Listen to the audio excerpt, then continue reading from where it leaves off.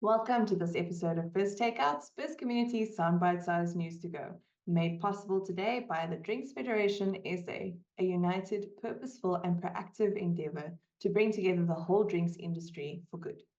I'm your host, Angie Lawrence, and I'm happy to welcome Angela Russell, the CEO of DFSA, who will be chatting to us about the newly relaunched Communications Code of Conduct by the DFSA and the important step forward that it takes in encouraging responsible communication, promotion, and brand marketing in the alcohol industry.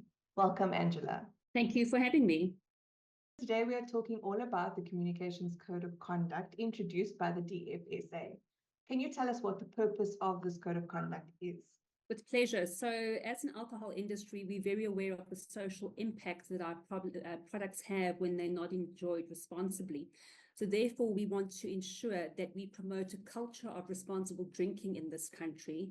And part of what we do is we look at advertising, marketing, and promotion of alcohol. And that we look through a framework of self-regulation whereby the industry actually holds itself accountable. So that we're actually sending out good messaging into the public. And then, Angela, tell me, why is DFSA revising this Code of Conduct? The Code of Conduct initially fell under the ambit of aware.org, and they are a responsible drinking nonprofit organization. And in order to allow them to complete their mandate, which is looking at responsible drinking behaviors, the Drinks Federation of South Africa has taken over the custodianship of the code. And importantly, we know marketing trends change, things happen differently out there, social media, influencers. So it's important for us to keep this as a living document that is kept up to date with modern practices. So it is updated from time to time. And then, Angela, how will this Communications Code of Conduct be enforced? So the Code of Conduct is actually enforced by the Advertising Regulatory Board. We work in collaboration with them. A complaint will be sent through to either the Advertising Regulatory Board or ourselves. It is then investigated. And I must say that generally when we investigate these complaints, the producers actually respond very, very quickly. We had an incident not too long ago where a billboard was erroneously put up in a school ground, which is not allowed, contacted the manufacturer, and literally the next day it was removed. So we really work quite closely with them. However, you have those who may be not as forthcoming to adapt to the code. And therefore, that goes further with the Advertising Regulatory Board for further consideration. Well, it's awesome to hear that the industry as a whole is so responsible. But tell us a bit more about the key elements of the Code of Conduct. The code actually covers quite a few aspects, but I think the key one for us is prohibiting marketing to underage children. I think that is very important for us. Some of the things that we do is adverts may not be aired unless the audience is over 70%, so it may not be aired in programs that have children's appeal. I spoke about billboards earlier. Billboards may not be placed within 500 meters of a school or a church. Things also with underage appeal, such as cartoons, icons, or celebrities that only appeal to underage people, actually may not be used in advertising. But importantly, when a celebrity is used in an advert, for example, and actually talks during the advert, they also need to give a responsible drinking message to the audience as well. We have various other things like looking at dress codes of promoters. We look at responsible drinking messages. We look at websites and social media sites where, especially websites where we need to have mandatory age verification to make sure people are over the age of 18. And then one of the things that we added this year is to try and curb the amount of moving billboards. Delivery vehicles may not actually have a brand advertising on or company advertising. We want them to have responsible drinking messages on their vehicles. So, Angela, we've spoken a lot about the logistics of this Code of Conduct, but how does this communications code benefit consumers? So I think, producers have a role in their commercial communications to actually remind consumers of the risks associated with alcohol.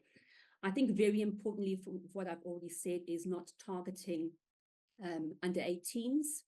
But I think advertising is also important that we have clear and concise communication and transparent communication out there that actually allows consumers to make informed choices of the products that they want to purchase. What role does the DFSA play in the implementation of the Code of Conduct? We have the Advertising Regulatory Board who enforces it. We are the custodian of the code. And as I said, complaints can be sent through to us, where we will then work with the manufacturers and producers to try and rectify them, or they can go directly to the Advertising Regulatory Board. How does the Communications Code of Conduct demonstrate the drinks industry's commitment to social responsibility? As I've said to you, not everyone has a responsible relationship with alcohol, and we know that there is social harm associated with it. I think one of the key things for me, it creates that self-regulatory space where manufacturers and producers hold each other accountable. I'm going to give an example which I felt was very disappointing. Actually, it was in very poor moral judgment, where a retailer in a specific province had actually advertised specifically to grant recipients, and also then advising them that they could enter into a lucky draw once they had purchased product to actually win their grant money back. So that is in very, very poor moral judgment, a little bit unethical. So these are the kind of practices that we need to curb. And how will the DFSA measure the effectiveness of the Code of Conduct? I think it's through the number of complaints that we receive. How many of these complaints get rectified immediately?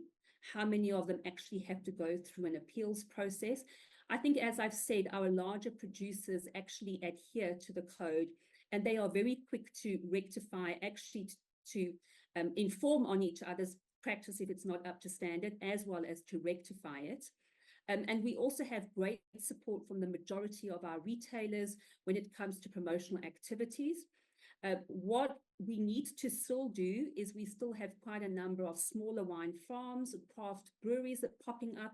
So we need to keep everyone informed and bring everyone along on the journey. So there's still a little bit of work that needs to be done around, getting the code to these smaller producers and manufacturers. And also still what we need to do is we need to be engaging with brand managers, with advertising agencies, because we've seen one or two slips happening when a brand manager or an advertising agency is new as well. So we need to keep everyone informed. Yeah, it's probably an educational process altogether, but it's really, really great to hear that the industry is so supportive and complies to the rules and regulations of the code. So tell me more about how stakeholders and the public can get involved in supporting this Communications Code of Conduct. It's available from our website, so people can go and see it on the Drinks Federation SA website. Also, I think for me, it's people are the eyes and ears. We cannot be watching TV or listening to the radio or see every newspaper. So it really is for people to be the ears and eyes out there to report anything that they feel does not adhere to the Code of Conduct, so that we can rectify it. And as I said, they can report directly onto the ARB website. There's a process that happens there, or they can contact us through our website as well. Perfect. So, Angela, last question for the day, but what message would you like to convey to the public regarding the launch of the Communications Code of Conduct? It's a relaunch of the code, and I think we really are excited to be the custodian of this Code of Conduct. We are very excited that it's revised.